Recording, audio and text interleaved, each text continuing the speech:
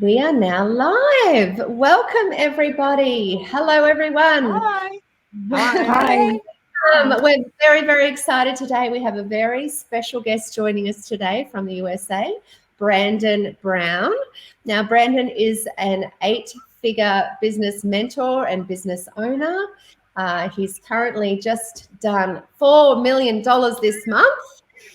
4 years ago, he Wowza. created, yeah, amazing. 4 years ago, he created a system and a sales process that we are able to plug into it to achieve this sort of result. And today, we've invited Brandon on to share some of these secrets with us and tell us more about what he's doing and how he's doing it. Brandon, we'd love to hear about your story, what you were doing before you started High Ticket, and what you're doing now.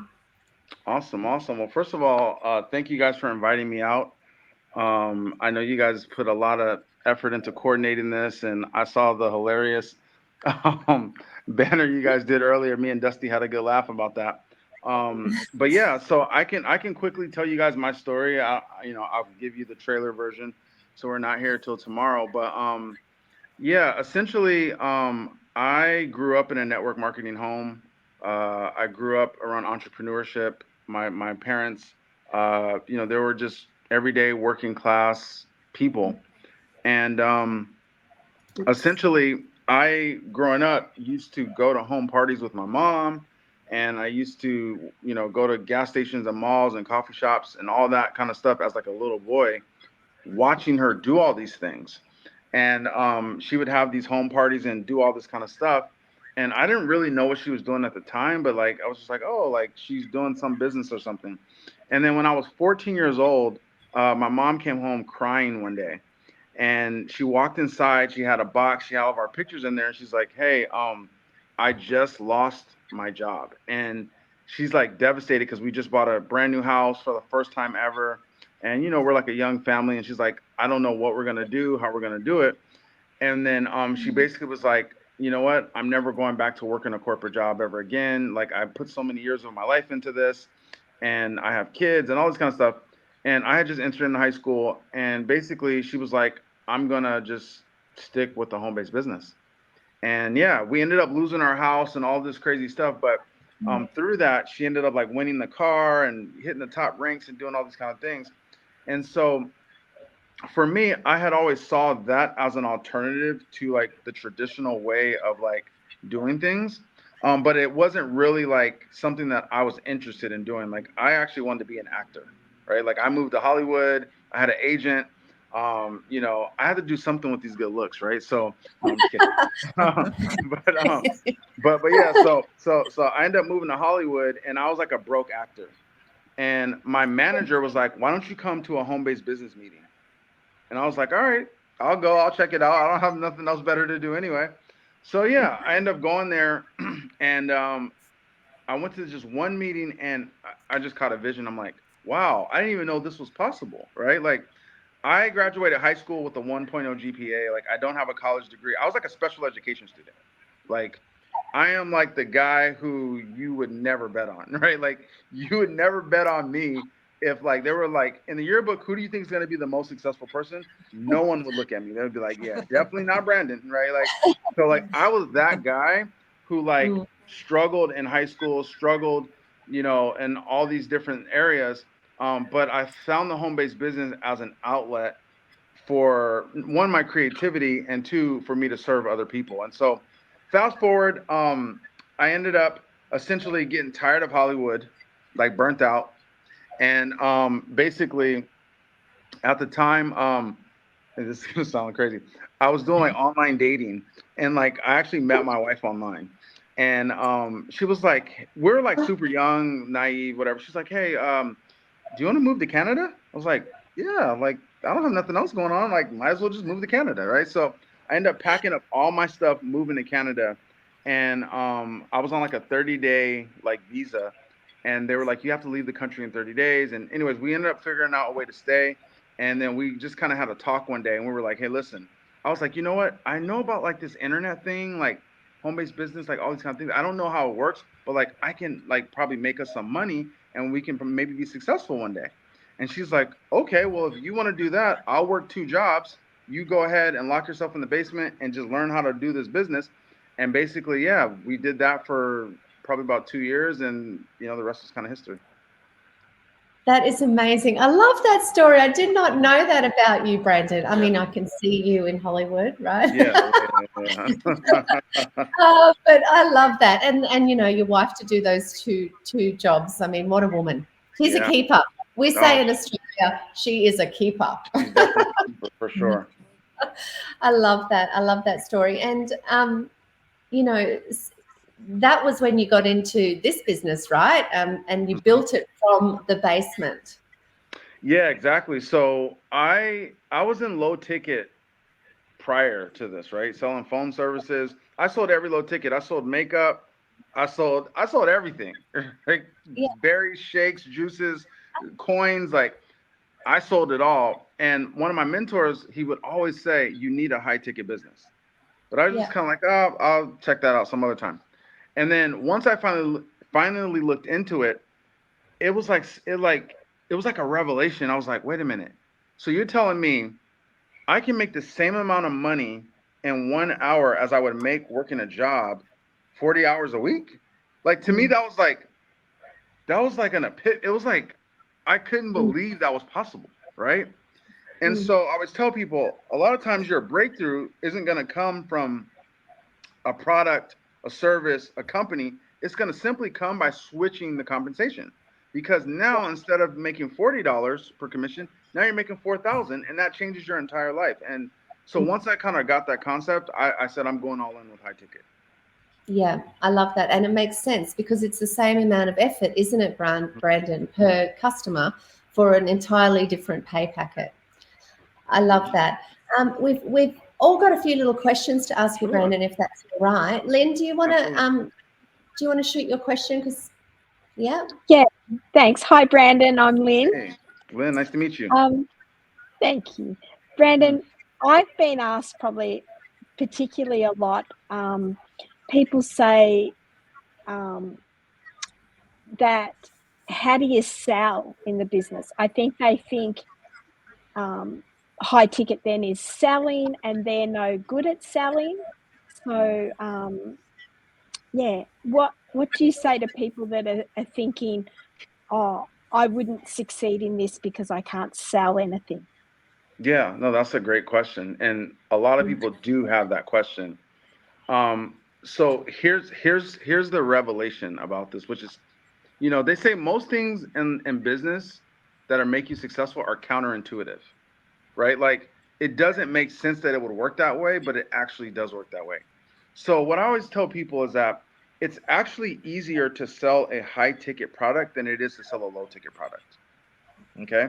Now again, this is yeah, counterintuitive because you're thinking, well, but it costs more money, so why would it be easier, right? But mm, when you think about it in terms of a customer avatar, right?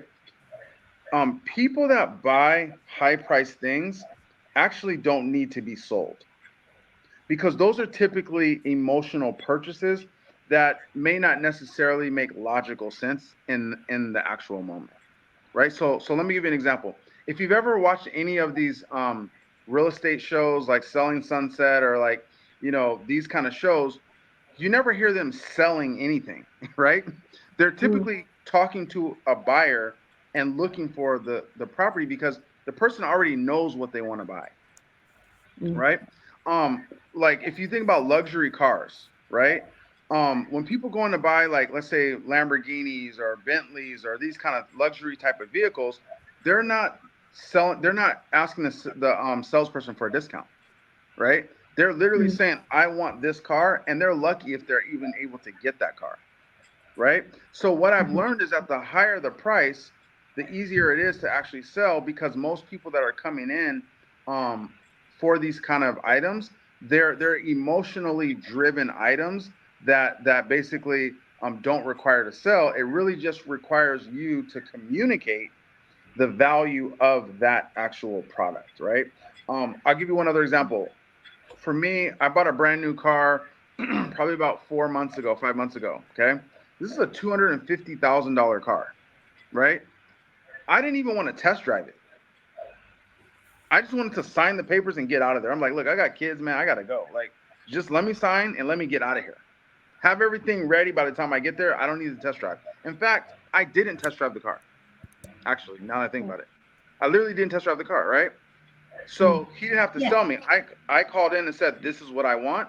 And so, yeah, so that's what I would tell that person is that in high ticket, we don't sell, we communicate. Yeah. I love that, Brandon. A lot of us too, Brandon, we've been in traditional businesses, right? Like Lisa is a traditional business owner. I know she wanted to ask you today about traditional business, Lisa. Yes, I did. Thanks, Brandon, for jumping on. I'm Lisa. Nice to meet you. Nice to meet you also. So I wanted to ask you to speak on the difference between the startup costs of a traditional business and the startup costs of a high ticket online business, please. Yeah, so it depends on what type of traditional business are we talking about. Are you talking about like a brick and mortar business? Or? Yeah, I've got a coffee van. Okay. Yeah, so I think really what the difference in cost is I mean, obviously you have overhead, right? So like that is a very big cost. That's an ongoing cost actually, right? Yeah. You also have employees, you have insurance, you have all these, different kind of things that can pop up when you own a traditional business, right? And the reality is that most traditional business owners go into business because they think that they're going to get freedom, but they actually end up owning a job, right? They actually end up now just having a job that doesn't have any security, right? Yeah. And typically that's because people don't have a system that runs their business. They are the system, right? And so when you think about cost, you don't just think about monetary cost, you think about time cost, which is actually more valuable than money. So if you're running a traditional business and you have to work 7 days a week, 8 hours a day, doing all this stuff, what is that actually costing you? Because that's time you'll never get back, right? And so what I like to always show people is, there's cost is a multifaceted idea. There's legacy costs, there's family costs, there's relational costs, there's health, there's monetary, there's time, there's all these different factors that go into that. Now, if you juxtapose that with a high ticket business, right? Especially when you work with Fearless, we have a proven system that literally all you do is plug in. You have no overhead. You don't have to have any staff. You don't have to deliver any goods. You don't have to do any customer support. You don't have to deal with return items. You don't have to do any of that. You literally just plug in and you do a couple of steps and really develop yourself. And then from there, you're able to, literally start making money, I think a lot faster than you would with, a traditional brick and mortar business. And the other thing too about a brick and mortar business is they typically cost a lot to like launch, but the margins are very small, right? So like if I asked you, what's your average item sell for? Well, $5.50 for a coffee. Yeah. So how many $5 coffees would you have to sell to make a $4,000 a day? Right? Oh, but it's impossible. Exactly. But and then you don't have to answer this question if you don't want to, but just think about it like this. How much did it cost you to start that business? Yeah, it cost to buy the van, and that was before products, staffs, advertising, insurance, all that stuff. So just 3.5 years to break even. Exactly. See, so when you think about a traditional brick and mortar business, it actually doesn't make sense really, because it's like, well, why would you want to wait 3 to 5 years if you make it out of that? Yeah. Paying interest on all these things. Exactly. You know what I mean? Like so we're just here to say that there's an alternative. Yeah. But you can still do what you love, right? Like if you're passionate about that. Yeah. Love awesome. that. Thank you so much. I love that. Yeah. Next question, ladies, for Brandon. Oh, I think it was me. Linda. Hi, Brandon. It's nice to meet Linda. you. Nice to meet you as well. I just wanted to know what you would have to say to people that think that they're too old, like, 50s plus. Not that that's old, but, for people with technology and those of us in that age bracket aren't necessarily used to social media and being online, so we think they're too old to start something like this. Yeah. So that question is always kind of fascinating because, like, who decided the age of like too old? Like, where is that written at? Like, Well, it's not, is it? I guess we do. exactly. Like, where do you even find that information, right? So, number one, there's no such thing as too old. Okay. Number two, if we look at traditional businesses, like I've read a lot of stories about like business owners, like the guy who started KFC, he was like 60 years old. True. Yeah. Right. So many people in their later years actually start businesses because they have the maturity, they have the experience, they have the emotional intelligence, right? And so my thing is that, you know, you can evolve into anything. I remember when Facebook first came out, my mom thought it was so difficult. She was like, I don't know how to do this thing. She was like, Yeah. can you come over and help me work this Facebook thing? Like literally, I had to go to her house and show her how to log in. My mom is on social media more than I am. She's posting, she's doing stories, how does she learn all this? I never taught her this. I just taught her how to log in. So what we have to realize is that humans will rise up to the potential that they set their mind to rise up to. And our business has nothing to do with technology, by the way. It's just the platform in which we use to communicate. So that's what I would say to that. Thank you. Mm-hmm. Love that. All right. Naomi, have you got a question for Brandon, hun? Yeah, I do. Hi, Brandon. I'm Naomi. Hey, Naomi. Nice to meet you. Yeah, nice to meet you too.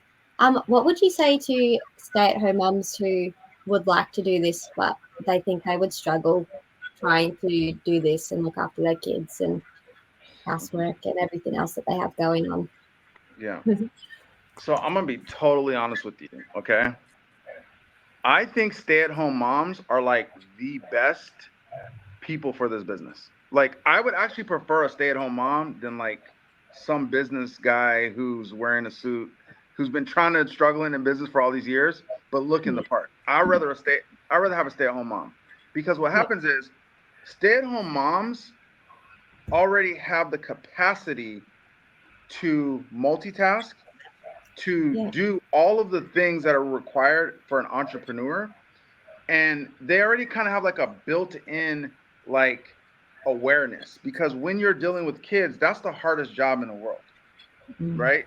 Like, everybody here would agree that raising kids is literally way harder than what we do, right? Oh, yeah. Right. So right off the bat, I believe that stay-at-home moms have an advantage. I've literally helped so many stay-at-home moms be very, very, very, very, very, very, very successful in this business, because they already had that kind of thing in them, right? And so, yeah, I would say that a stay-at-home mom could do something like this. Number one, because a lot of times moms kind of lose themselves in their kids, right? Yeah. And they don't actually have time to go out and meet people and do this and do all these kind of things. This is a way to reconnect to maybe like something that could spark a purpose, right? Number two, you only need about 30 minutes a day, like 30 minutes, an hour a day, you're good. So when you put the babies down or on your free time, you can make it work. I have a person on my team right now. She's 28 years old. She has 4 kids. She hit 6A in under 12 months. Right? I have another person. Yeah, like I've had so many moms like do this that is not even funny. So yeah, stay-at-home moms are definitely A1 in my book, and I believe that stay-at-home moms, like, this is for them 100%. Thank you. Mm-hmm. I love that. Michelle. Hi, Brandon. How are you? I'm blessed. And yourself? Good, thanks. My question is, can this business be done successfully by like grey nomads, people who are traveling full time on the road? Oh, absolutely. I mean, that's the dream right there, right? Absolutely. Yeah, I mean, listen, this is a location independent business, Mm. right? And thanks to the advancements in cutting edge technology and social media, like you literally can work anywhere. Like I was in Mm. Portugal for 12 months. I didn't know anybody, did not Yeah. speak the language, and the business was working, right?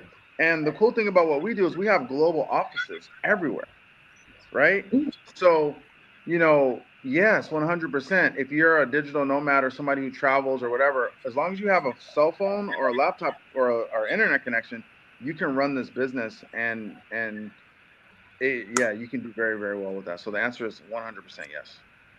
Thank you. That is wonderful. All right. Thank you so much for answering those questions, Brandon. Absolutely. Now, Brandon, what would you say to anybody watching us today, watching any of us ladies, watching you online and thinking they're not sure, they don't know what to do, they don't know if they could do it, they're scared? What would you say to someone watching who is looking for freedom, financial Yeah, freedom, family freedom, time freedom? all the freedoms. Yeah. Yeah, definitely.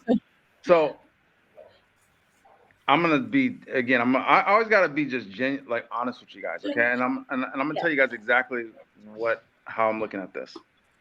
So 2 nights ago, and I'm not making this up, I woke up out of my deep sleep, and God took me to your page, and I'm like, what is going on here? Like, what are we like? What are we doing here? Right? We never met before. We never did anything before. But you keep popping up, right? Like you keep like showing up, whether it be through Dusty or like I don't know, just like you keep popping up. So I'm asking God, I'm like, what are we doing here? Like who's this lady? Like what are we, you know? I didn't even know you're on my team, to be honest with you. I was like, oh, I keep seeing this lady doing all these interviews. Like, who are these people? And then I messaged in a leadership chat one day. I was like, do you guys know this lady? Dusty's like, yeah, she's on my team. I'm like, oh, okay. So Hello.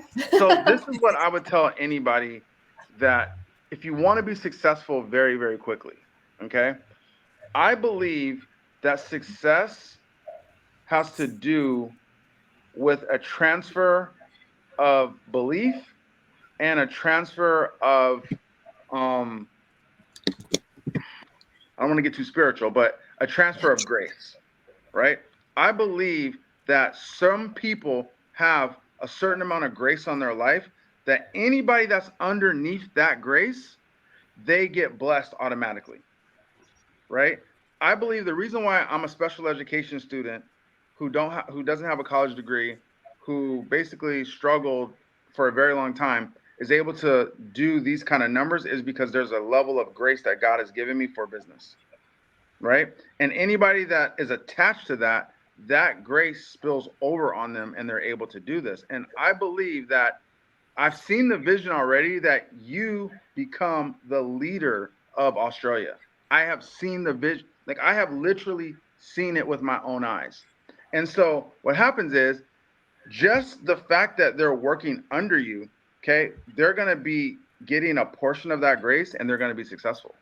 So that's what I would tell people. The fastest way to be successful is to find a person with grace. Find a person who has been anointed and called for a certain thing and get under them, get around them, follow them, right? And that is how everybody becomes successful.